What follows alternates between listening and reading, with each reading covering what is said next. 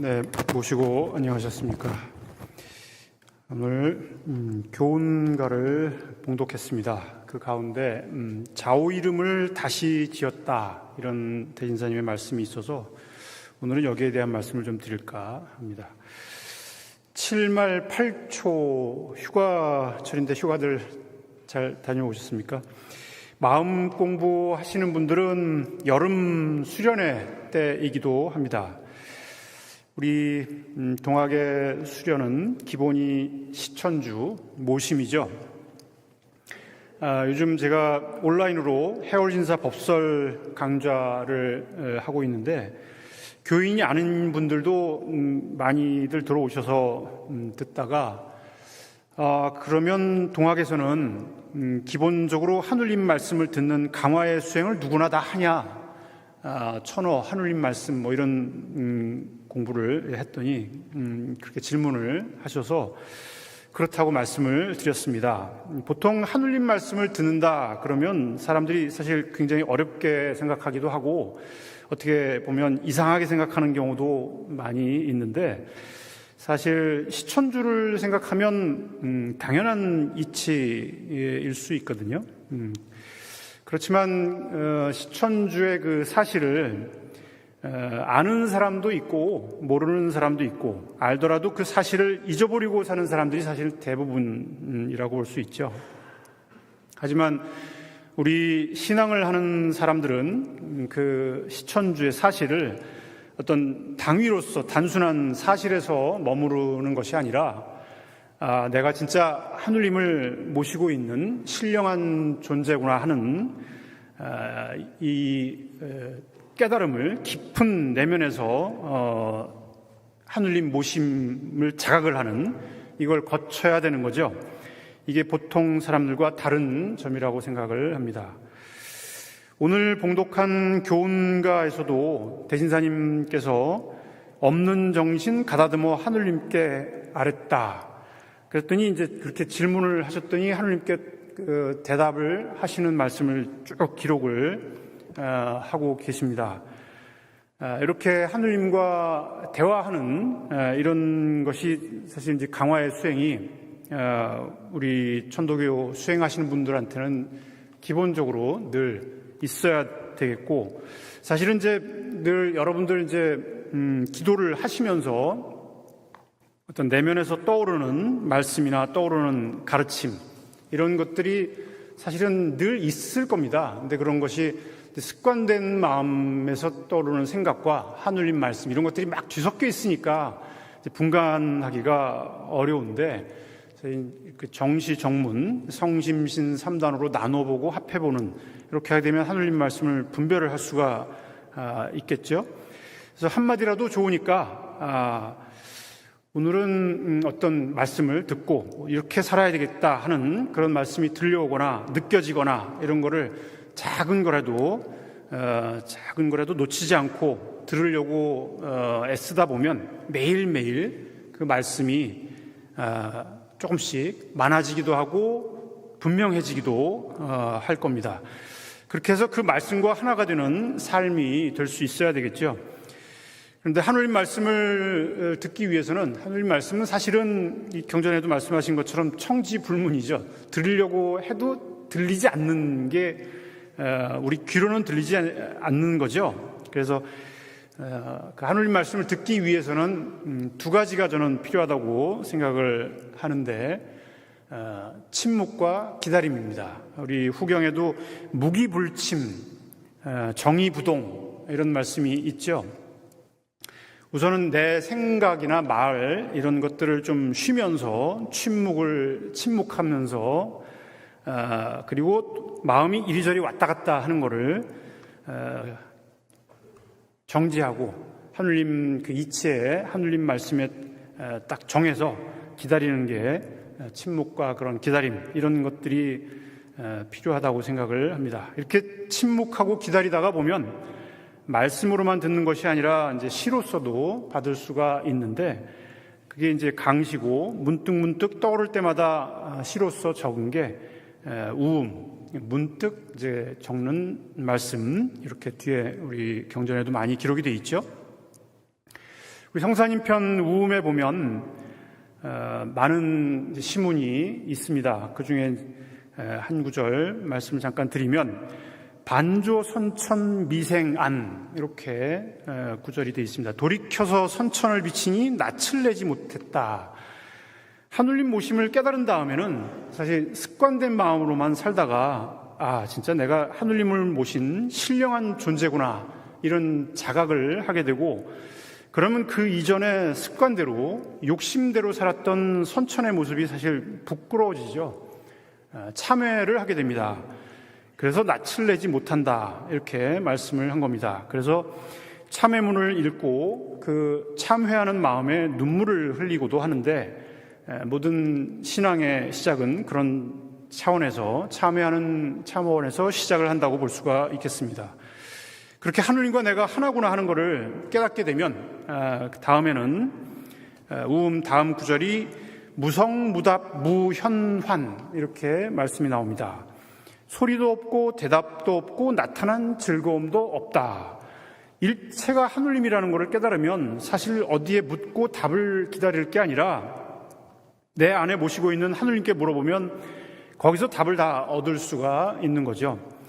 그러니까 어디 쫓아다니면서 물어보고 뭐 유명한 사람이 있다더라, 뭐 점 잘 보는 집에 가서 뭐 많은 돈을 내고 뭐 운수가 어떻게 될지, 가게가 잘 될지, 이사 가면 뭐 좋을지, 뭐 그렇게 해서 뭐 나라 살림하는 곳도 막 옮기기도 하고 뭐 그랬는데, 사실 이제 그런 보통 사람들도 그렇게 하면 어리석다고 얘기를 하는데, 나라를 맡은 사람이 그렇게 되면 나라가 어떻게 되겠습니까? 사실 그럴 필요가 없는 거거든요. 내 안에 하느님을 모시고 있으니까 하느님께 물어보면 되는 거죠. 그래서 소리도 없고 대답도 없고 나타난 즐거움도 없다. 일체가 다 하늘이라는 걸 깨닫게 되면 그렇게 될 수밖에 없는 거죠. 그 다음 구절이 그렇게 되면 백년부대 풍진식 이렇게 말씀이 나옵니다. 백년에 춤추던 터에 바람과 티끌이 쉰다. 백년 춤추던 터라는 거는 우리 육신이 이제 백년을 산 터가 되죠. 하느님이 사시는 터고 하느님이 사시는 집입니다. 그래서 그 집안에서 우리 지금 하느님이 자유롭게 춤추면서 이 생명을 즐겁게 살고 계시는 거죠. 그렇게 백년 춤추던 터에 바람과 티끌이 쉰다. 이거는 우리가 습관된 마음으로 욕심을 내기도 하고 성을 내기도 하고 희로애락에 기쁘기도 하고 슬프기도 하고 이런 여러 가지 일들이 많이 있지만, 그런 모든 희로애락이 다 쉰다. 하느님의 마음을 깨달으면 그런 것들의 일일이 하나하나 얽매일 필요가 없어지고 자유로워지죠. 그래서 그런 육신관념을 벗어나서 이신환성, 성품의 마음으로, 하느님 마음으로 깨달음을 얻게 되면 세상의 모든 티끌에 집착하지 않을 수가 있게 됩니다. 그렇게 되면 그 다음 구절에 어떤 말씀이 나오냐면 일편정신 수월환 이렇게 말씀을 하고 계십니다. 한 조각 정신이 물과 달에 돌아온다. 일체가 다 하나의 하늘 정신, 지기로서 하나구나. 온 천지가 하나의 기운뿐이구나. 하나의 하늘님 마음, 하나의 성령일 뿐이라는 것을 깨닫게 되면 그 모든 정신이 한 조각 정신으로 물과 달에 돌아왔다. 이게 좀 수수께끼 같은 말씀이죠. 물과 달이 뭐겠습니까? 수운과 해월 이렇게 상징하는 걸로 볼 수가 있을 것 같습니다. 수운과 해월 스승님께서 가르쳐 주신 이런 진리에 다 돌아온다. 진정한 하늘 마음, 진리 이런 것들은 결국 스승님 가르침을 통해서 깨달음을 얻을 수 있다. 이런 가르침이라고 볼 수가 있겠죠. 여기 보면 이제 수월환, 한 조각 정신이 물과 달에 돌아온다. 이렇게 돼 있는데, 오늘 이 스님들의 호에 대해서 말씀을 또 드려볼까 합니다. 온라인으로 공부하는 중에도 이제 질문 중에도 또 그런 질문도 있었습니다. 동학을 하면 그 도당호라고 하는 게 있는데 그걸 누구나 다 가지고 있는 거냐 이런 질문도 있어서 도당호에 대한 그런 말씀을 생각을 좀 해봤습니다. 대진사님 호가 수운이라고 하는 거는 다 알고 계시죠?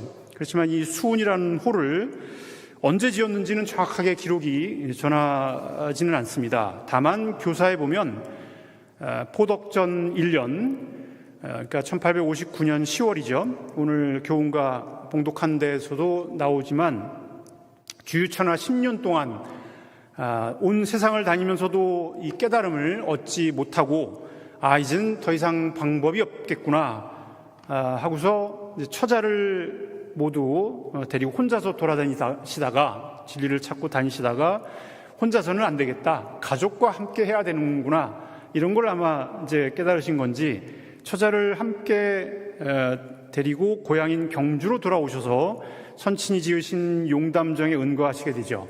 거기서 불출산에 글을 써서 득도에 대한 강한 결심을 하시고 그 다음 해 입춘시를 지으면서 이름 재선을 제우, 그리고 자를 도원에서 성묵 이렇게 고쳤다. 그게 이제 자호 이름 고쳤다 하는 오늘 교훈과의 말씀입니다. 그렇게 기록이 이제 전하는데 이름과 자를 고쳤다. 이건 이제 자신의 다짐을 이름에 담아서 잊지 않겠다, 이런 맹세를 하신 거죠. 제우라는 거는 이제 세상의 어리석음을 건진다는 맹세를 하신 거고, 성묵이라는 거는 침묵 속에서 진리를 깨닫는다, 그런 맹세를 하신 거죠. 그런데 이제 수운이라는 호를 고쳤다는 기록은 없습니다. 그런데 도원기서에 보면 도원기서 첫 장에 호는 수운제 이렇게 기록이 나옵니다. 그러니까 이 제자는 집 제자입니다. 제호, 당호 그럽니다. 그러니까 자기가 살고 있는 집에다가 이름을 붙여놓고 그걸 이제 자기의 호로 사용하는 경우들이 있는데 바로 이제 그런 경우죠. 근데 오늘 봉독한 교훈가를 보면 묵묵부답 생각하니 고친 자호 방불하고 어린 듯이 앉았으니 고친 이름 분명하다. 그러니까 이름하고 자만 고친 것이 아니고 호도 이때 같이 고쳤다는 것을 알 수가 있죠. 그러니까 아마 이때 그러니까 용담정으로 주유천하를 마치고 처가에다가 식구들 맡겨놨다가 울산에 있던 식구들, 사실 생가는 이제 불에 타서 없어졌으니까 구미산 산속에 있는 아버님이 제자들 공부할 때 가르치시던 조그만한 정자, 거기에 올라가서 사시게 된 거죠. 그 정자 이름을 원래 이제 용담이라고 하는 이름이 있었는데 거기다가 수운제라고 이름을 다시 붙이시면서 아마 당신의 호로 사용을 하셨다, 이렇게 추정을 할 수가 있을 것 같습니다.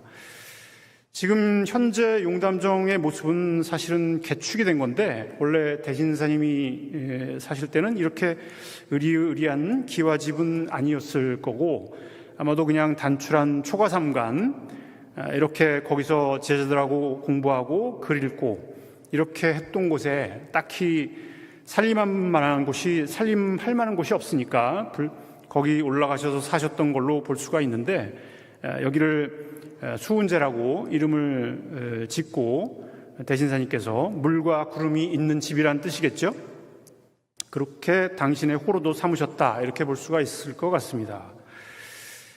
해올리사님의 호는 어떻게 지었을까요? 기록을 보면 포덕 4년 1863년 7월 23일에 대인사님 포덕을 시작하시고 신유포덕 이후에 제자들이 많아지니까 1명, 2명 이렇게 가르치시던 거를 한꺼번에 모아서 개접, 파접 이렇게 시작을 합니다.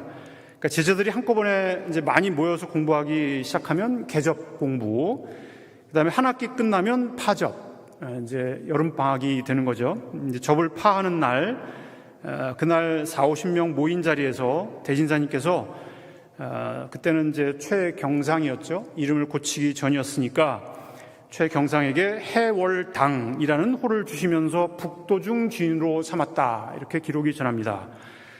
그러니까 그 다음부터는 대진사님께 직접 와서 물어보는 게 아니고 궁금한 게 있으면 우리 해월 선생님한테 먼저 가서 물어보고 그래도 해결이 되지 않으면 본인한테 와라, 이렇게 거치게 만드신 거죠. 여기서도 보는 것처럼 집 당자를 넣어서 당호입니다. 지금 이제 해월 신사로만 알고 있는데 원래는 이제 해월당으로 시작을 한 거죠.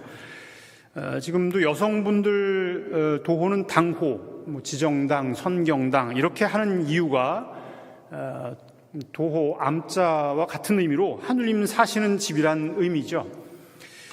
북도중 주인으로 삼은 거는 대진사님께서 사시는 곳이 경주고 해올인사님 사시던 곳이 이제 검곡, 경주보다 이제 북쪽에 있으니까 북쪽에 있는 도의 주인이다. 그러니까 도를 인계를 했으니까 이후에는 해올지사님께 모든 걸 물어보고 처리를 해라. 이렇게 계승을 하신 거죠. 근데 이게 나중에 시간이 지나면서 북도중 주인, 이게 말이 기니까 북쪽 주인, 북접 주인 이렇게 넘어갑니다. 그러면서 이제 동학혁명 때는 이제 남접, 북접 이렇게 실제로 이제 다른 조직이 있었던 것처럼 남접은 혁명을 주장하는 조직이고 북접은 혁명에 반대하면서 마음 공부, 신비적인 수양만 하는 조직으로 이렇게 편가르기를 한 거죠. 사실은 일제 때 이렇게 이제 간계를 부린 건데 지금도 이렇게 얘기하는 사람들이 간혹 있습니다. 사실은 원래 남접, 북접은 없는 거죠. 단일 조직인 거고 도의 정통성이 해올지사님께 넘어갔다. 이걸 상징하는 것이 북도중 주인이다. 이런 의미를 대진사님께서 이제 붙여주신 거라고 볼 수 있습니다. 의암성사님의 호도 찾아보면 포덕 37년 1896년 1월 5일입니다. 해올지사님께서 그때는 이제 손병희에게 그대의 의리는 천하에 미칠 자가 없다. 그러면서 의암이라는 도호를 내리시죠. 그래서 청주, 충주 등지를 순회하면서 도심을 수습해 하였다. 이런 기록이 전합니다. 그러니까 동학혁명 이후에 도인들이 많이 희생당하고 뿔뿔이 흩어지니까 이런 것들을 이제 수습하게 하였다. 이 암자가 이제 초막암자입니다. 이게 초가집이라는 뜻이고 하느님을 모신 집이긴 한데 이게 아주 사치스럽고 그런 큰 집이 아니고 소박한 사치스럽지 않은 초가집 암자로 이렇게 쓴 겁니다. 그리고 1월 11일에는 손천민에게 송암, 김연국에게 구암 이렇게 해서 유명한 삼암이 탄생을 하게 되죠.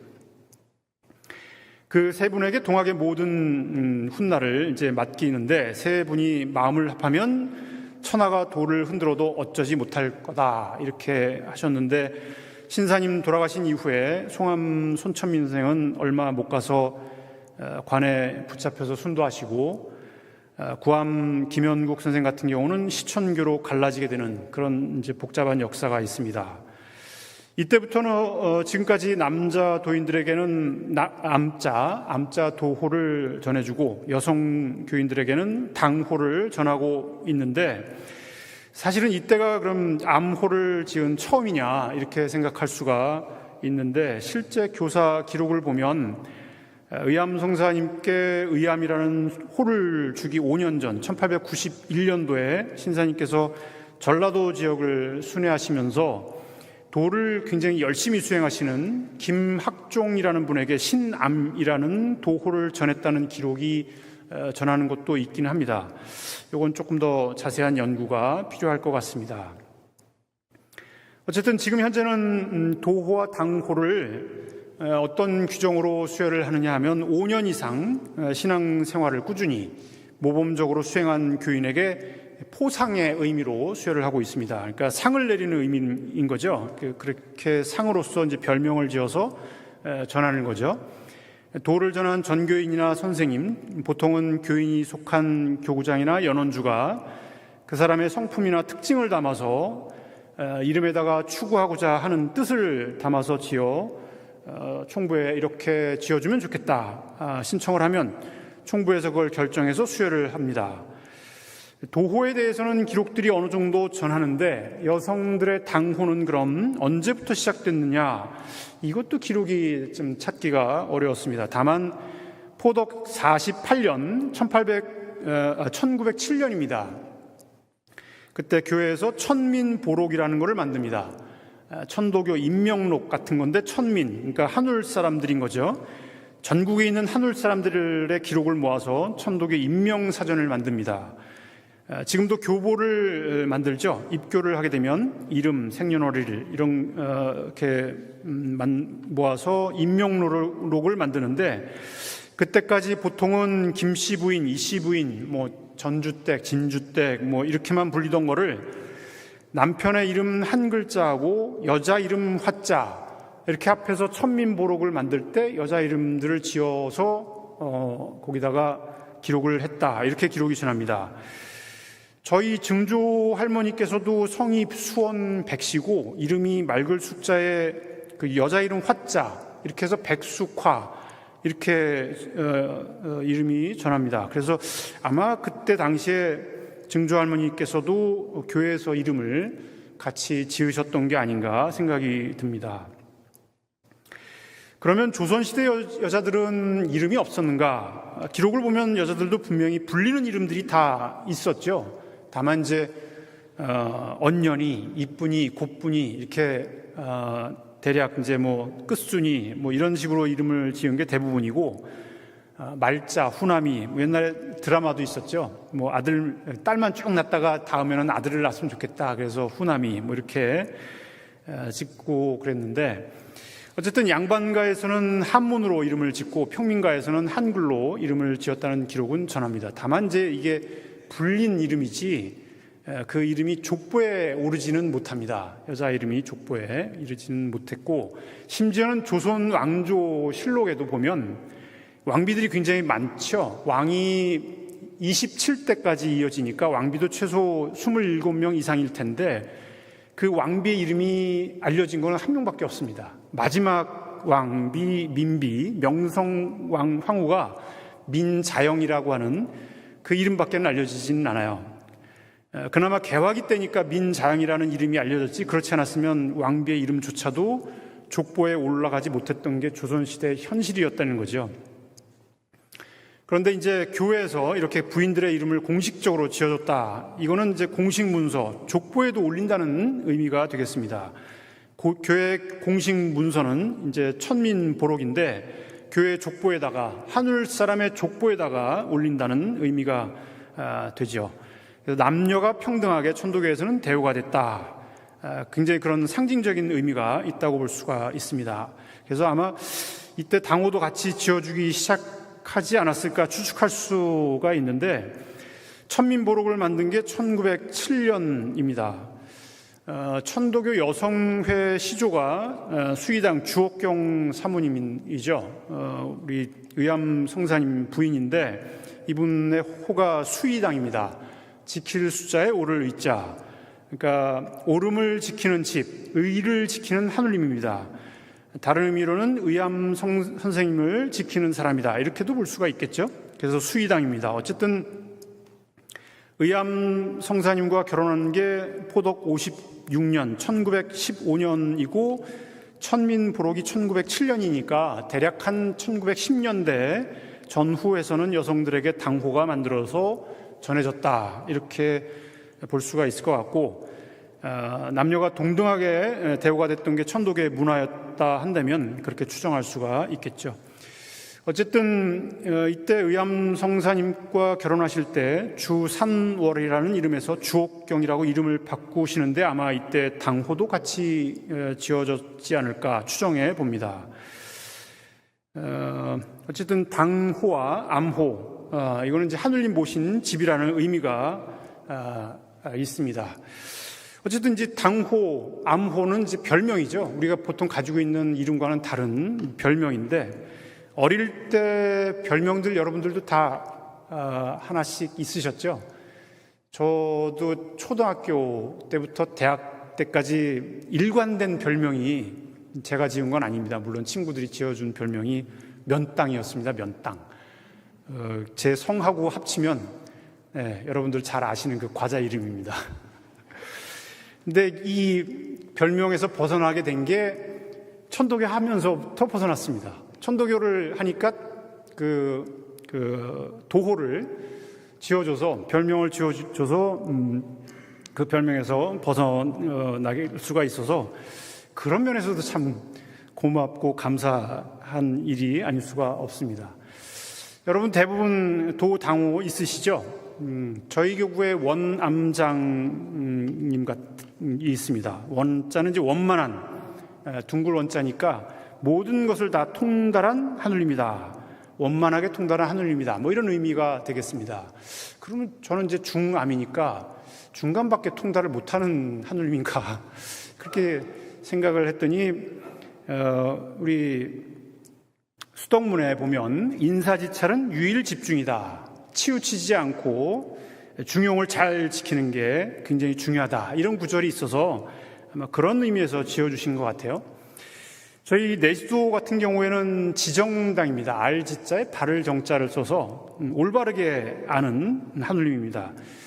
사실 그래서 제가 이 내수도한테 맨날 혼나나 봐요. 일상생활이 좀 덜렁거리고 실수가 많은데 그럴 때마다 제대로 수심정기 못한다고 아주 야단입니다. 그래서 진짜 어떻게 이렇게 당호를 잘 지으셨는지 모르겠습니다. 사실 그렇게 본다면 본인의 어떤 성격이라든지 추구하고자 하는 바에 따라서 짓는 것이 도당호다. 그리고 사람은 그 세운 뜻과 목표한 길을 가듯이 이름 지은 대로 간다. 이렇게 볼 수가 있습니다. 그러니까 어떤 이름을 가지고 사느냐 하는 것은 사실 굉장히 중요할 수 있겠죠. 사실 천도교 이전에도 옛날부터 대신사님께서 득도 전에 자오 이름을 다시 지었다 이렇게 나온 것처럼 별명을 가지는 것은 굉장히 사실 오래된 문화입니다. 조선시대에는 사용하던 그 자라고 하는 것은 남자가 성인이 됐을 때 본래 이름 외에 부르는 호칭이고, 얘기에 의하면 남자가 20세 성년이 되면 관례를 마치고 자를 지었고, 여자는 15세에 결혼하게 되면 비녀를 꽂고 자를 붙였다. 여자들도 자를 지었다고 알 수가 있겠고, 호라고 하는 경우에는 사람이 본래 이름이나 자 외에 허물없이 부를 수 있게 지은 별명이 호가 되겠습니다. 그러니까 원래 옛날부터 자기 이름 외에도 2가지 이상의 여러 가지 이름을 많이 가지는 풍속이 있었다는 거죠.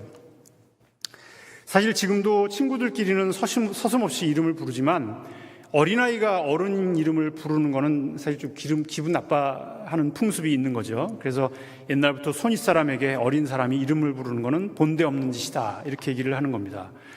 그래서 지금도 이제 어른한테 이름을 함부로 부르지는 않고 선생님이라거나 호가 있으면 뭐 원한장님, 근함장님 뭐 이렇게 부르면 좀 수월하게 부를 수 있으니까 별명을 부르는 문화가 옛날부터 있었다고 볼 수가 있겠고, 이 중국에서는 당나라부터 우리나라에서도 삼국시대부터 있었다고 전하니까 굉장히 오래된 풍속이죠. 중국의 이제 한나라 때 동중서라는 사람이 뭐라고 그랬냐면, 옛 성인이 부르짖으면서 천지를 본받은 것이 호고, 울음으로써 소리를 내서 사물을 명명한 것이 이름이다. 그래서 이름과 호는 그 소리는 다르지만 근본은 똑같으니 모두 울고 부르짖는 것으로서 하늘의 뜻에 통달하는 거다. 이렇게 얘기를 하고 있습니다. 그러니까 이름이라는 것은 성인이 표현한 하늘의 뜻이니 깊이 관찰하지 않을 수 없다. 부르지 않으면 그 사람의 뜻이 전해지지 않는다. 자꾸 불러줘야 원만하게 통달할 수 있다. 이렇게 생각을 한 거죠. 그래서 자꾸 불러줘야 돼요. 이름을 불러줘야 되고, 그래서 하늘은 말하지 않고 사람을 통해서 그 뜻을 표출하고, 하늘은 행위하지 않고 사람을 통해서 그 의중을 실행한다. 이렇게 얘기하고 있습니다. 사실 우리 신사님 말씀에도 비슷한 말씀이 있죠. 하늘은 마음이 있으나 말이 없고 성인은 마음도 있고 말도 있으니 오직 성인은 말도 있고 마음도 있는 하늘이다. 그러니까 이름의 뜻을 담아 부른 거는 오래된 관습인데, 어쨌든 천도교에서 이렇게 도당호에 하늘의 뜻을 담아 다짐하고 실천하고 있습니다. 사실 천도교뿐만이 아니라 다른 종교에서도 이런 별명들이 다 있죠. 뭐 불교에서도 법명이라는 게 있어서 스님들이 어느 정도 일정 기간에 수행을 거친 다음에 계율을 받을 때, 우리식으로 치면은 이제 입도식 하면 이제 그때 법명을 받게 되고, 그 한 번 법명을 받으면 그 법명으로만 부르고 세속에서 사용하던 이름은 숙명이라고 해서 더 이상 사용을 안 하죠. 그리고 기독교 같은 계통에서도 카톨릭이나 성공회 같은 데서 세례를 줄 때 세례명이라는 것을 이제 주기도 합니다. 어쨌든 우리 천도교의 도당호는 법명이나 세례명을 받으면 원래 이름을 사용하지 않는 다른 종교와는 달리 원래 이름도 같이 사용하고 있는 게 차이점이라고 볼 수 있고, 이름에 본인이 추구하고자 하는 뜻을 담아서 짓는 것은 같은 점이라고 볼 수도 있겠습니다. 대부분 스승이나 부모 등 윗사람이 지어주는 것도 같은 점이라고 볼 수가 있겠습니다. 다만 예전에도 자신이 추구하고 하는 그런 뜻을 담아서 교회에서 주는 도호 이외에 스스로 아호를 짓기도 했습니다. 예전에 우리 월산 선생님께서도 원래는 이제 공암이라고 하는 교회에서 사용하는 도호가 있지만 본인이 사용하는 월산이라는 아호로 많이 알려져 있죠. 최근에는 이제 시대적인 변화에 따라서 이제 부캐 그럽니다. 부캐릭터 그런 의미로 별명을 짓기도 합니다. 그래서 도당호뿐만 아니라 사실 천도교 신앙의 목표를 담은 아호를 본인이 원하는 의미를 담을 수 있도록 이렇게 지어주고 활용을 하면 좋지 않을까 생각해 봅니다. 지금은 성인들에 한해서 5년 이상 신앙생활을 독실하게 한 경우에 이렇게 지어주는데 어린아이들이나 학생들에게도 열심히 신앙생활을 일정 기간 동안 한 경우에는 교회에서 이렇게 별명을 칭찬하고 상을 주는 의미로 그 뜻을 담아서 지어주는 것은 굉장히 좋은 풍속인 것 같습니다. 그래서 그걸 좀 잘 활용해서 천도교의 문화로 발전시키면 좋겠다, 이런 생각을 한번 말씀을 드리면서 오늘 설교 말씀을 마치도록 하겠습니다. 고맙습니다.